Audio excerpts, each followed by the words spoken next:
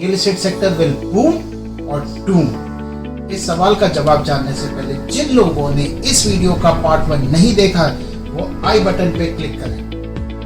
But before I start, million thanks to my 10,000 viewers for watching and liking my video. Globally पहली बार ऐसा हो रहा है कि सारे के सारे बिजनेस एक साथ सफर हुए हैं, जिसका इम्पैक्ट लॉन्ग टर्म तक दिखाई दे रहा है। Virus impact has engulfed the entire continent and changed the perceptions of the people towards the country and the business. UK और US के एंटी चाइना सेंटिमेंट्स के चलते हुए बहुत सारी US और European companies are planning to shift from China. It is a very good opportunity for India.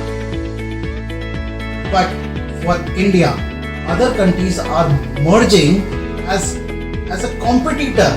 Like Vietnam, Malaysia, Indonesia, Philippines, UK और US की companies are hesitating to invest in India because of its nepotism, stringent labor law and multiple clearance. अगर हम इन challenges को खत्म कर सकते हैं तो हम बहुत सारी कंपनीज को इंडिया में निवेश करने के लिए तैयार कर सकते हैं.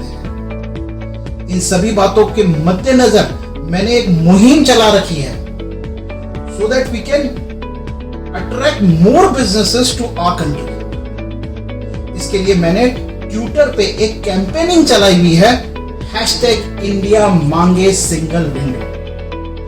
ये मुहिम single window clearance for real estate को लेकर है.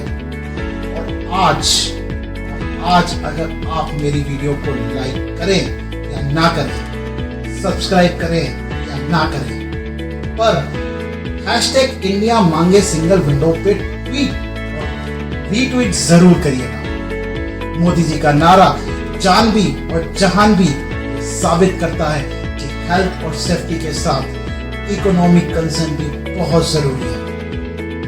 1000 कंपनीज में से 50% कंपनी भी अगर इंडिया में आ गई तो इंडिया अगले 5 सालों में एक मैन्युफैक्चरिंग और एक्सपोर्ट हब बन सकता है, जो कि न्यू एम्प्लॉयमेंट्स के साथ रियल्टी सेक्टर के लिए भी फायदेमंद रहेगा, चाहे वो रेसिडेंशियल हो या कमर्शियल. याद रखिए, 15% of workforce and 7% of GDP of the country is related to construction और रियल्टी सेक्टर.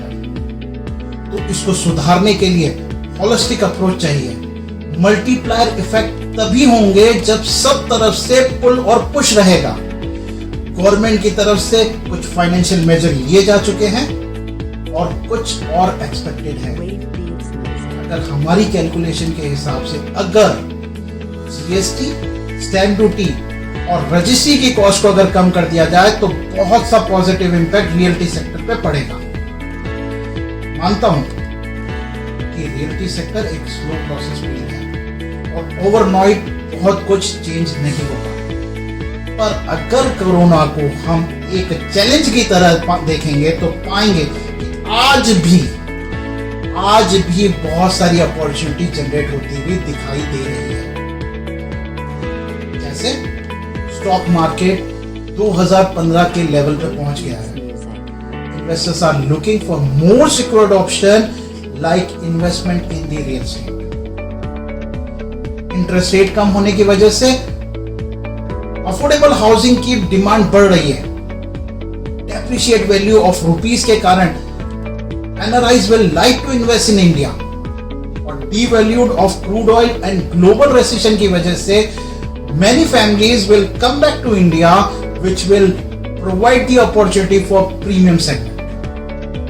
और डेवलपर की फिनिश्ड अनसोल्ड यूनिट में 10 से 20% तक का प्राइस करेक्शन की एक्सपेक्टेशन है, जो कि एंड यूजर को अट्रैक्ट करेगी.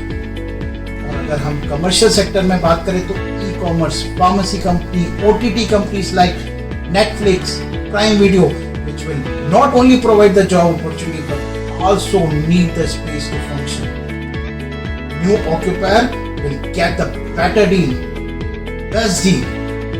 So, I, Akhilesh Sharma, sign off on a good note of expecting a positive scenario after a quarter or two. Till then keep inquiring and gathering the information, and do not forget to ring the bell.